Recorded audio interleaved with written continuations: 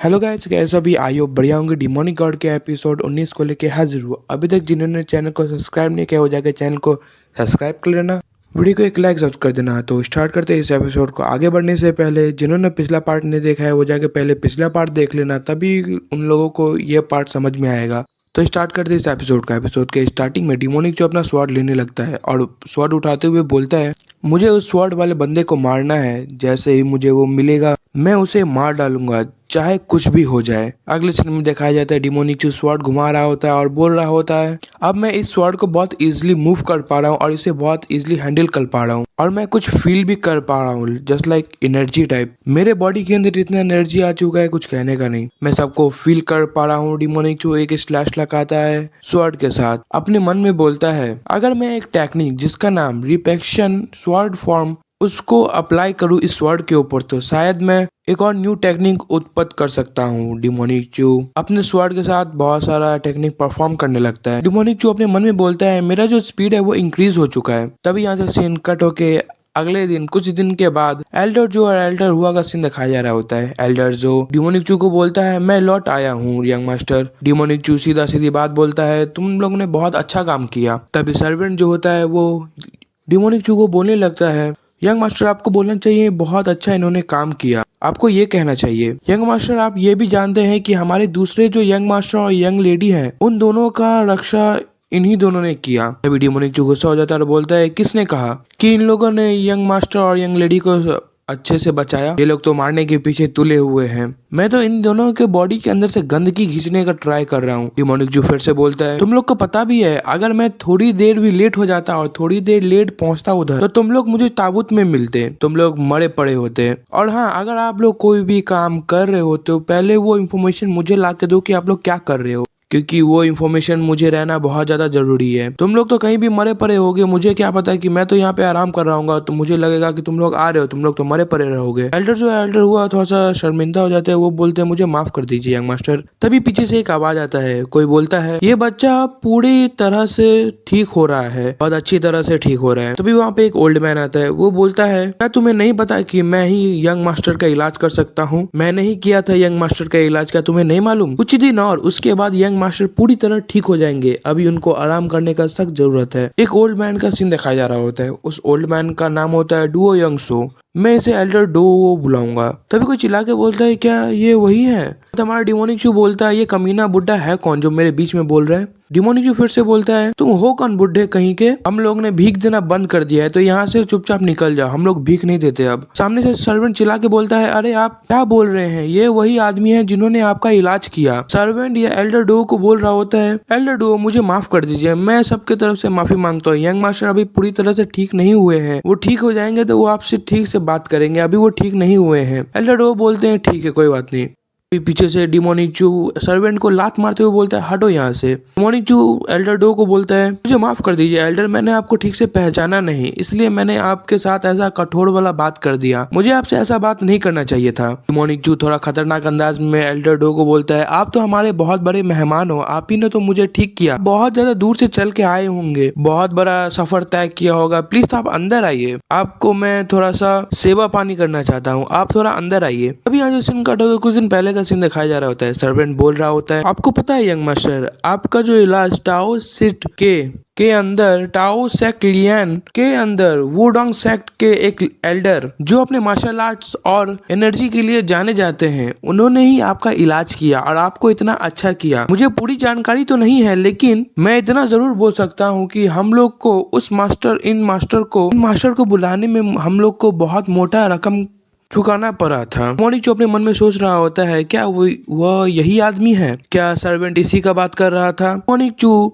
Elder draw को बोल रहा होता है, कृपया आप अंदर आइए। वो जो ओल्ड मैन होते हैं वो अंदर की तरफ आते हैं और बोलते हैं, बहुत बचे, तुम तो बहुत ज्यादा, तुम धीरे धीरे फिट एंड फाइन हो रहे हो, ऐसे ही तुम अगर ठीक हो जाओगे तो फिर बाद में जाके मुझे कोई दिक्कत नहीं होगा। डिमोनिक चू पूरा मतलब कि अपने सेक्टर का गेट लगाने लगता है। मोनिक जैसे ही गेट लगाता है, एल्डर हुआ और एल्डर डो देख के बहुत ज्यादा हैरान हो जाते हैं क्योंकि ये बंदा इतना गेट क्यों लगा रहा है। मोनिक पीछे से उन दोनों को बोलता है, मैंने सुना है कि तुमको वुडेंग सेक्टर के अंदर से तुम्हें कुछ टेक्निक्स मिली है। तभी एल्डर डो यांगसू जो होते हैं वो बोल रहे होते हैं, हाँ ये सही बात है, मेरे लिए खुद यह कहना थोड़ा शर्मजनक बात है, लेकिन मैं वुडेंग सेक्टर के टेक्निक को पाने वाला एक अकेला बंदा नहीं हूँ, मतलब कि मैं एक अकेला बंदा हूँ, अब मैं वुडेंग सेक्टर के कारण अमर हूँ। तभी डिमोनिक चू जल्दी से एल्डर ड्रो के पास आ जाता है और बोलता है, तो इसका मतलब ये है कि आप वुडेंग सेक्टर के वजह से आप अमर हो चुके हैं, ये चीज का आप दावा करते हैं। इतना अजीब है ना, क्योंकि मैंने आज तक नहीं सुना कि वुडेंग सेक्टर के किसी भी यंगर या पुराना डिसाइबल को आज तक मैंने कभी ये नहीं सुना कि वो जीवित है। जितने भी पुराने एल्डर्स और जितने भी पुराने स्टूडेंट थे सारे के सारे मारे गए। तभी डिमोनिक चू अलग रुतबा में आ जाता है और बोलता है, ये सब बकवास है। सुनो बुढ़े आदमी कहीं के, तुम्हें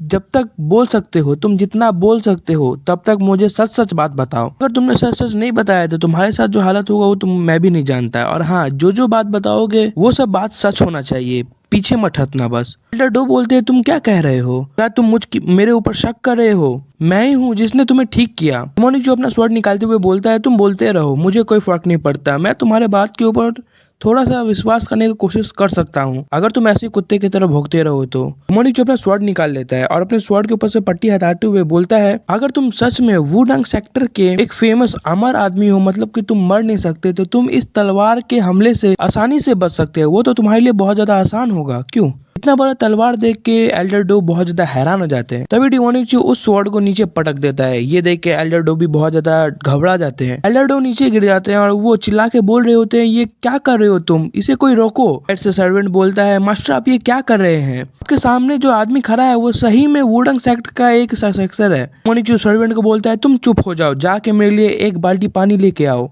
मैं तुम लोग को कुछ मजेदार दिखाऊंगा। ये सुन के सर्वेंट हैरान हो जाता है और बोलता है, ठीक है मैं लेके आता हूँ। अगले सीन में दिखाया जाता है एक बाल्टी पानी डिमोनिक चू एल्डर डो के ऊपर फेंक देता है। एल्डर डो पूरा गीले हो जाते हैं। एल्डर डो चिल्ला के बोलते हैं, ये क्या पागलपन है? क्या हुआ फैमिली ऐसे ही किसी का बदला निकालती है? किसी के एहसान का ऐसा ही चुकाता है? मतलब तुम लोग कैसे इंसान हो? हुआ फैमिली का इतना पागल इंसान है, उसके मेहमान का ऐसे ही स्वागत होता है? डिमोनिक चू उसका दाढ़ी पकड़ता है और खींच लेता है। जैसे डिमोनिक चू उसका दाढ़ी घिसता है, सब लोग ये देख के बहुत ज्यादा हैरान हो जाते हैं क्योंकि एल्डर डो का दाढ़ी निकल गया होता है, क्योंकि वो एक फेक बियर्ड होता है। सभी लोग बोलने लगते हैं, ये तो एक नकली दाढ़ी है। डिमोनिक चू सबको बोलता है, एल्डर डो को भी बोलता है, तुमने सही में इस दाढ़ी को बहुत ध्यान से चिपकाया था, तुम कमीने कहेंगे, तुम धोखाधड़ी करते हो। इस सीन में सेक्टर के अंदर का सीन दिखाया जा रहा होता है जहाँ पे एल्डर डो नीचे पड़ा होता है। सभी लोग एल्डर डो से पूछ रहे होते हैं, हिम्मत तो देखो इस कमीने का, मुझे ठगने का कोशिश कर रहा था। दूसरा एल्डर बोल रहा होता है, मैं तो सच में इसके ऊपर विश्वास कर गया था। एड में सर्वेंट होता है। सर्वेंट बोलता है, यंग मास्टर आप उसके साथ आप क्या करेंगे? डिमोनिक चू बोलता है, मैं इसे यूं ही नहीं जाने दे सकता। डिमोनिक चू थोड़ा सा डराते हुए बोलता है, मैं इसका हाथ काटूंगा, इसका मुंह काटूंगा और इसका गला भी काट दूंगा, इसका पूरा बॉडी पार्ट काट काट के इसके घर पहुंचा दूंगा, इसको इतना तरपाऊंगा कि ये सोच भी नहीं सकता। डिमोनिक चू डरा रहा होता है एल्डर डो को। एल्डर डो डर जाते हैं, वो बोलते हैं, मुझे बख्श दो प्लीज, मुझे मत मारो, तुम्हें जो चाहिए मैं सब बताऊंगा। तभी डिमोनिक चू का मूड बदल जाता है। वो बोलता है, मैं तुम्हें नहीं मारूंगा, अगर तुम मर गए तो मेरा पैसा कौन मुझे वापस मिलाएगा, मतलब कौन दिलाएगा?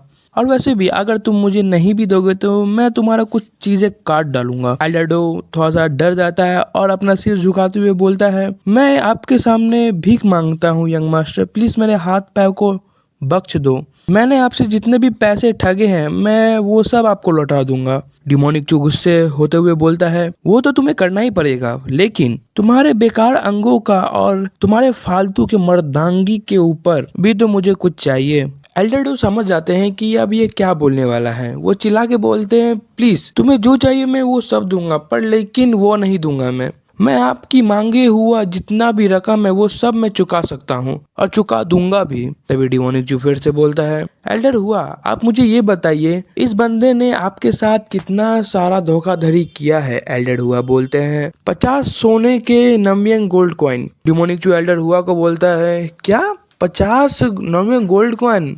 तुम्हें इतनी बुरी तरह से ठगा गया? तुम तो सही में बहुत ज्यादा भोले हो। तुम इतने सालों से क्या कर रहे थे मुझे समझ में नहीं आ रहा है। आए गह रहे नथु गह रहे आके तुम्हें ठग जा रहे हो, तुम्हें कुछ मालूम ही नहीं पड़ रहा है, मेरे तो पल्ले ही नहीं पड़ रहे, मैं तुम्हें कैसे समझाऊं। एल्डर हुआ बोलते हैं, हमारे डिमोनिची को टोंट मारते हुए बोलते हैं, मैं ये सब जो ठगाया हुआ हूँ मैं एक महान व्यक्ति के कारण ठगाया था, नहीं तो मैं नहीं ठगाता। डिमोनिचू गुस्सा हो जाता है और बोलता है, बस करो, मैंने बहुत सुन लिया, मैं अब और नहीं सुन सकता। डिमोनिचू सीरियस होते हुए बोलता है, ए बुढ़े इंसान, क्या तुमने सुना 50 नंबर गोल्ड कॉइन? तो चलो 50 नंबर गोल्ड कॉइन से शुरू किया जाए। एल्डरडो बोलते हैं, वो पैसा अभी मेरे पास नहीं है, मतलब कि मेरे पास अभी यहाँ पर नहीं है, अगर हम जिनयांग सिटी जाते हैं तो वहाँ पे मिल सकता है, क्योंकि वहाँ पे मेरा घर है, उधर मेरा सारा पैसा रखा हुआ है, तो वहाँ हमको मिल सकता है पैसा। डिमोनिचू आगे बढ़ने लगता है और बोलता है, 4 घंटे दूर है ना, चलो मुझे रास्ता बताओ। तभी साइड से एल्डर जो निकल के आते हैं और बोलते हैं, यंग मास्टर, क्या हम आपके साथ चले? कोई दिक्कत वाली बात तो नहीं है?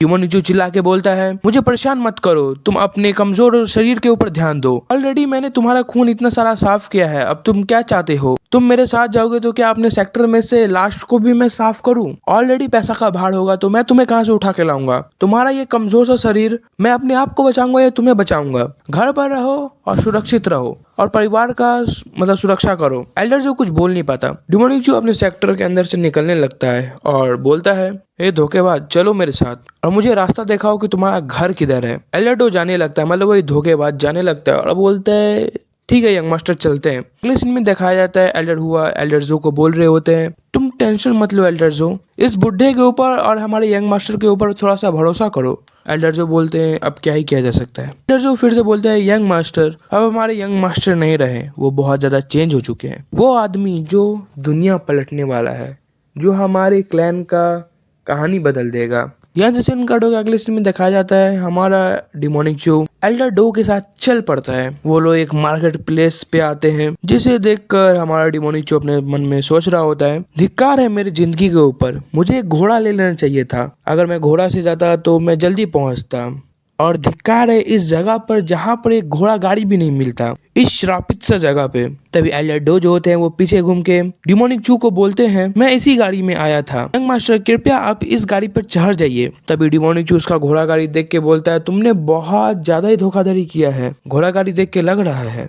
और सही में वो जो घोड़ा गाड़ी होता है वो एक लग्जरी व्हीकल, जैसे अभी के टाइम पे रोल्स रॉयस होता है, कोई बोलेगा नहीं कि नाम लेना नहीं आता, चुपचाप वीडियो के ऊपर ध्यान दो। डिमोनिचू उस घोड़ा गाड़ी को देखते हुए बोल रहा होता है, एक बढ़िया 4 पैरों वाला घोड़ा गाड़ी, सही में इम्प्रेस करने वाला है, तुमने तो बहुत ज्यादा ही माल दबा के रखा है। डिमोनिचू घोड़ा गाड़ी के ऊपर चढ़ता है। जैसे डिमोनिचू वो तो कुछ और ही एक्सपेक्ट किया होता है कि अंदर कहाँ कुछ होगा, पर जैसे ही अंदर जाता है, अंदर तो आलीशान बेड लगा होता है। सही में ये बुढ़ा तो बहुत ज्यादा ही माल दबा के बैठा था।